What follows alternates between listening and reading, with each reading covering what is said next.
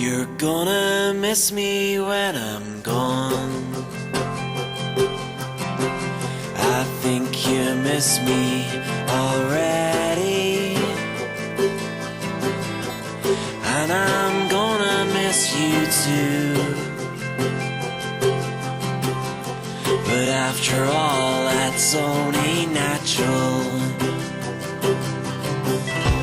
I couldn't help it over here. You talking about the price of winter. I need to find out for myself. But after all, that's only natural.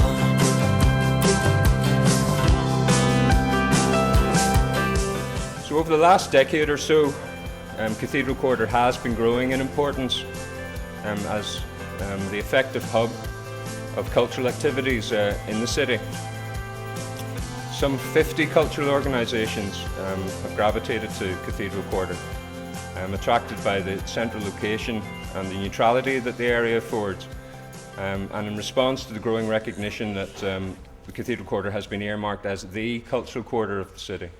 We all welcome the vista of a thriving cultural hub right in the historical and geographical heart of our city. We want to maintain the momentum of that cultural quarter and the investment in the city and its people. And so all investment in this area is to be welcomed, and what we're trying to do is support investment in as practicable a way as possible. And trying to, in that supportive way, embrace and be sympathetic to the needs of both the city and the area. So it's against that backdrop that many of us were concerned about various development plans for the area, primarily the proposed Cathedral Way shopping centre scheme. And in order to address these concerns, individuals and organisations from the area came together, and through a series of public meetings, mostly in the evening, we created a forum to allow these concerns to inform tabled proposals and the announced master plan. So we all welcome the regeneration of the area, but we would prefer to see a scheme that embraces and nurtures the momentum that the Cathedral Quarter has achieved, rather than something that maybe turns its back on the combined efforts of so many statutory agencies, arts organisations, traders and individuals. We wish to complement the efforts of the developers, and to that end we have developed an alternative vision that responds to the policies of the key stakeholders, the likes of DSD, DOE, Laganside, Belfast City Council and the Arts Council. As many of you will know, John Speller MP, the Social Development Minister, has recently directed DSD to produce a master plan for the North East Quarter, and we are eager to feed our ideas into that process. For many years, the establishment of a unique city centre cultural quarter has been painstakingly advanced, and a proposal like Cathedral Way is a real opportunity for the area. But there is so much at stake that we must take the time and consider what's best for everyone, not only in Cathedral Quarter but in the city in general. We feel that we must get it right, and that the document that we're launching today can offer a vision of an inclusive, dynamic city centre where commerce and culture can coexist harmoniously and to the benefit of all. This historic quarter of the city, every entry I knew by inch, from running about as a kid, lent itself to a cultural quarter. While Laganside have done a fantastic job along the river, they simply don't have the cultural knowledge or the wherewithal to develop a cultural quarter, and that's been evident. We're now 6, 7, 8 years later down the road, and now for 6 o'clock at night, beyond the private enterprise of the unemployed centre, open the John Hewitt Bar, the Duke of York, it's been there, a couple of other restaurants have moved in like Basoba and so on, all private enterprise. After 6 o'clock at night, this area is still dead. That's the problem. We would be looking for and have been asking for a dedicated trust or agency simply for Cathedral Quarter that would take the thing forward. Somebody who's there 24 hours a day with a chief executive who would actually see it through, and it must include civic planning. There will be no cultural quarter if it's left to private enterprise. That's the reality, and that's what we've been trying to do. This is Belfast city centre. It has been practically, particularly the inner north side area, has been practically decimated throughout the Troubles, and it has been run down, if you like, over 30 years. We now have, as a city, everybody in this room, whether you're a developer or you're a cultural activist or you're a journalist or whoever, we now have a fantastic opportunity to redevelop this area and create not just a fantastic facility for all the people of Belfast, but to provide a model for other cities. We can do that if we have the vision. What we're trying to do is get the development plan of the shopping centre to dovetail into Cathedral Quarter. Not form a barrier to it, but dovetail into it. We think it's common sense that the arts and cultural quarter should feed into the shopping centre easily with walkways, entries and so on, building on our old historic entries. And at the same time, the shopping centre should send people into the cultural quarter. This is a two-way process. We just need to scratch each other's backs and it will work. We can't simply just go ahead and do one thing and forget the other thing. They must dovetail. When we went around all the businesses, all the interests, all the cultural organisations in the area about this problem, every single representative conveyed a huge dismay about the possible problems that the shopping centre will cause. There is absolutely unanimous response in this here. For the people who work here, there's unanimous concern about what should happen. And we have felt in the past that, for instance, Laganside didn't listen to what we said over the last 7 or 8 years, and there's a great concern now that the developers aren't listening to what we say. Now, hopefully that's going to change very soon, and the developers realise it's in their interests to work with us, and it's our interest to have them in the area. There's no need for a fight. No need whatsoever for a fight. We can all work together. We're all in the one city, and that's what we want to do. There was complete confusion about what was proposed for the area across the way. So that was the start of a process of engaging people in the planning system and trying to influence the scheme for the better. And the scheme involved a multi-storey car park, large mall units, and very much dead frontages at night. And the people in the area were saying, well, the potential is enormous, and the realisation this could be a massive opportunity which we needed to grasp. And so after that gathering, the awareness was raised, and we started to meet on Friday evenings. Most Friday evenings, people started to come together. And initially, we wanted to focus on what we didn't like about that scheme, what were our major objections: the car park, the increased traffic, the increased congestion. And the fact was that a lot of the scheme we saw opposed key policies affecting the area, DOE policies, DSD policies, and so on. And to that end, we devised this written response, which pointed out how we thought the scheme did not marry in with the existing policies for the area. But we soon realised that we were wasting our energy on focusing on the negative, and it was really time to accentuate the positive and say it's very easy to say what you don't want to see in an area, but it's much more difficult to say what you do want to see, and we want to try and articulate the vision as best we could. And it was unanimously agreed that investment was warmly welcomed in the area, but it had to be of the right kind, of a kind that recognised the fact this is not only a cultural quarter, but also as a conservation area with many good listed buildings and unlisted buildings that give it a special character.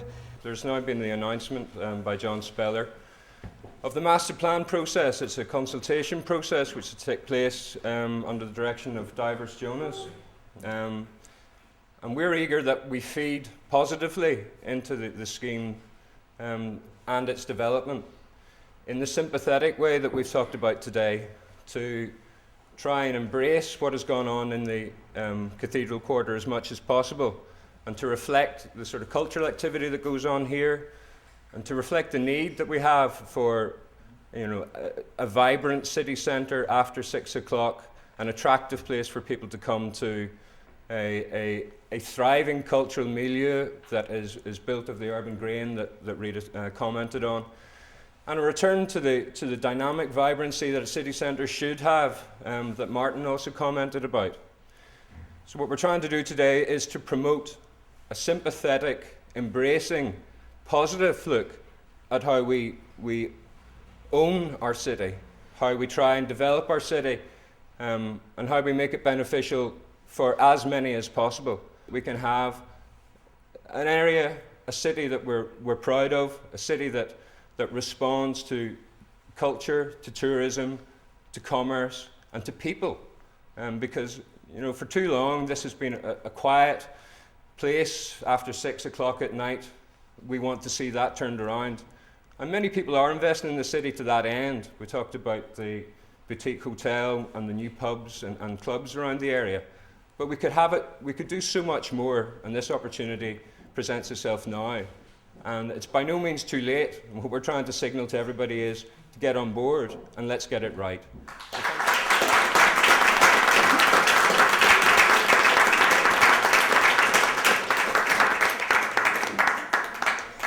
This is a very exciting day for us, Dave, after several meetings and after the publication of the previous document, which was a response to what the developers were proposing and tied into all the relevant policies such as the BMAP and the DSD regional policy. We have now drawn up our alternative.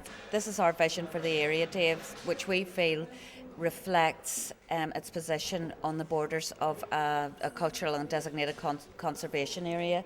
So what we would like to see would be people, not cars. Previous bunch of proposals contained a 650 place car park, so we would like to see people in this area and not cars. We would like to see a car free zone, and we would like to see people milling about the streets, stopping, chatting, engaged in chats, stopping at roadside cafes, just like the drawings here depict.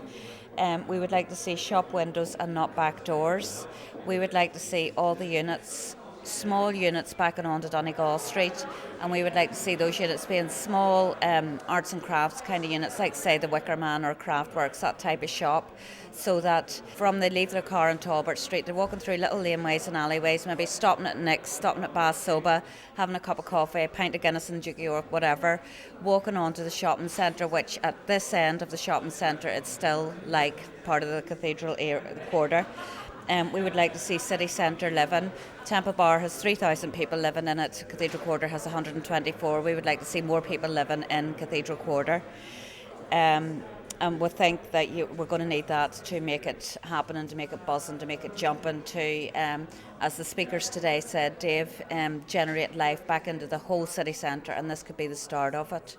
We would like to see revitalised historic buildings, the reuse of existing buildings to retain the area's character. As Conor said at the beginning, and as Martin referred to as well, this is the oldest part of Belfast. This is where Belfast started. Let's build on that. Let's not demolish it, please. And then life after 6 p.m. The current residents, 124 residents in Cathedral Quarter, have to walk. If they need a pint of milk at night, they have to walk from here up to Bradbury Place. It's dead. It's dangerous for them walking home. It's expensive. They have to get taxis because they don't like walking through deserted streets at night. So let's see some life after 6 p.m. Let's see bars. Let's see restaurants. Let's see cafes.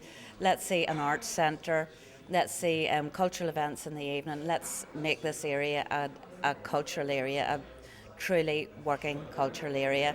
And these are the drawings of how we would like to see the area drawn up by local architects. Now, we've seen the developer, and there's been a couple of developers involved now. We've seen their plans, as it were, for a shopping mall, and this certainly conflicts with that idea. Do you think this is likely to succeed, your idea? Well, in response to that, Dave, I am from Belfast. I am Belfast born and reared. I want a nice city centre. I deserve a nice city centre, and so do my family, and so do my friends, and so do you. I don't want my city centre to be 3 huge shopping centres, Castle Court, Victoria Square, and now Cathedral Way. I would like to see the 2 shopping centres that are Victoria Square and Castle Court, and this 3rd shopping centre with an individuality, a flair, a certain, artistic element to it that is going to offer something different and is going to offer a more kind of holistic experience to the shopper and to the visitor and to the tourist and for Belfast residents than just another big shopping centre. It's important to point out as well that groups in the area welcome investment. We know that we need this investment or Cathedral Quarter is going to die, but we want the investment to be as sensitive and as empathetic to the requirements and to the ethos of a cultural area as is possible, and that's what today's about. So we're not just saying no shopping centre, no car park, whatever. We're saying we need the investment, but we want the investment to work, we want it to fit in. We want to create a model that could be held up on a world stage. Look, Belfast has a cultural area, they have a shopping centre bordering it, and look how well they've done it. We could be going to talk all over the world about, how we develop these proposals. But do you think it'll economically stack up for the developer? Well, I mean, to me, you get a lot more mileage out of apartments, for example, out of selling apartments than you will for a car park. So to me, that does stack up, yes. And I mean, if you look at the Duns, it's just opened in Royal Avenue. They've opened five-storey shopping centre without a car park. Now, I haven't seen the figures for that, their profit margins, but I imagine that they're pretty huge. And they've managed without a car park, so why can't this new development, any new development for the area? And I think we also need some kind of joined-up approach to car parking in the area. It's like there's an application for so many more spaces at Castle Court. There's the Cusp, that's going to have so many spaces, and there's nobody sitting down and looking at all the applications for car parking and kind of drawing up a joint policy in it all. What do you think will be the response from the developer? They appear to be listening to what we're saying, and they appear to be agreeing with bits of it, but from their perspective, no development is going to work without a car park. Like the biggies like John Lewis or whoever aren't going to come without a car park. But we hope, as far as we're concerned, it's all to play for at the minute, and we hope that that's something that can be worked through. Now, I see from a press statement earlier in the month that Speller is saying that we need a much more coordinated approach towards the development of this area. Do you welcome that announcement? We were delighted to receive that announcement, and we felt that John Speller was articulating what we've been articulating for the past 6 months, a year, whatever.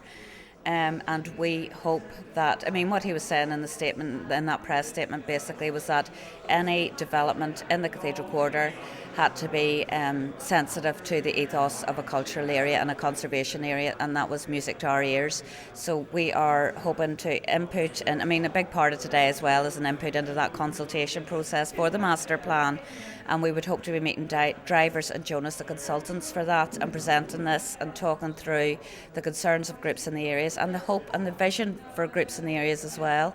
We spent a lot of time saying what we don't want and talking to developers and getting ourselves all animated about that, and we've decided that it's better to spend your energy focused on a vision that is possible and is positive, that includes involvement of local groups in the area. The Department for Social Development, who are charged with steering the development of the retail scheme across the way, have decided to have a master plan devised for the area.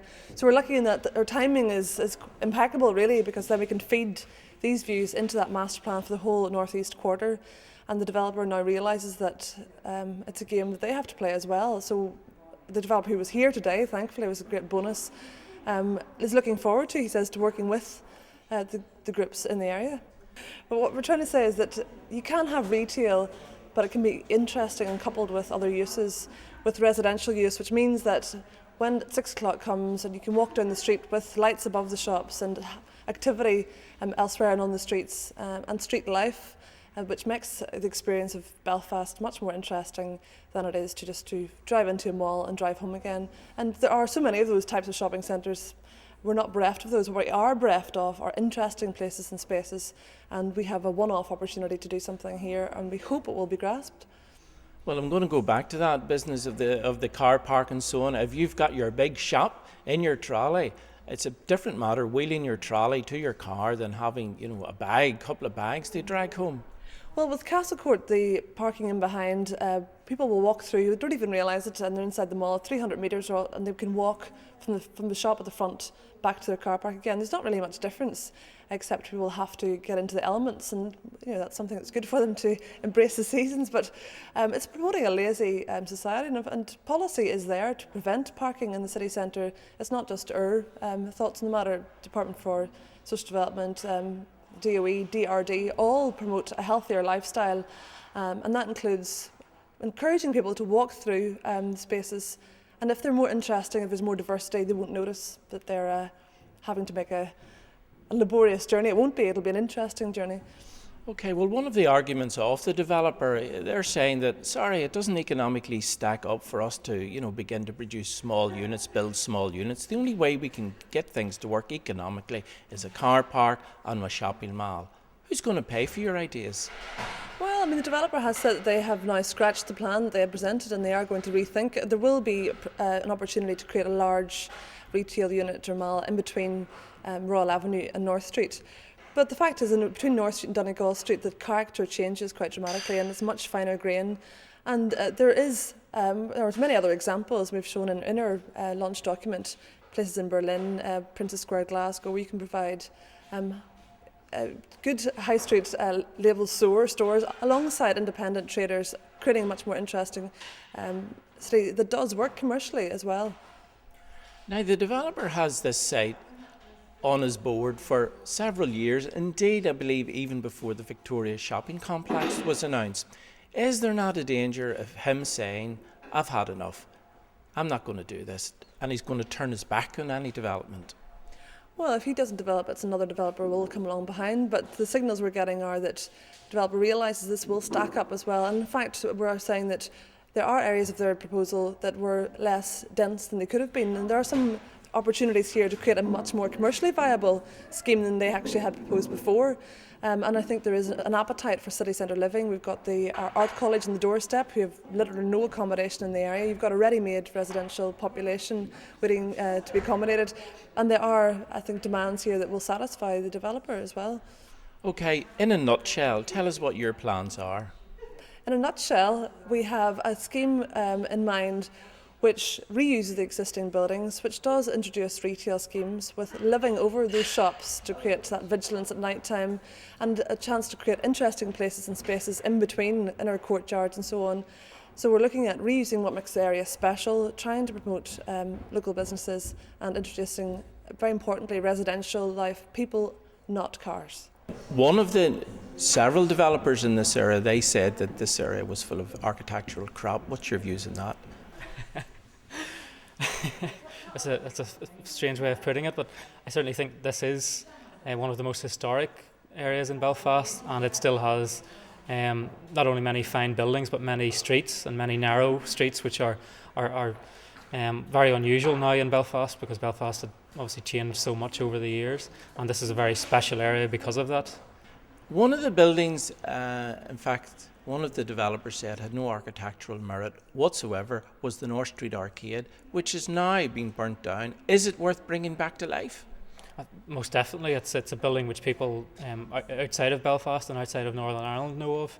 It's a very fine 1930s arcade, and we were able to unearth the original drawings for the arcade, and we have good photographic record, so it's more than possible to actually replicate, to restore that building as it was built and as it was designed to be.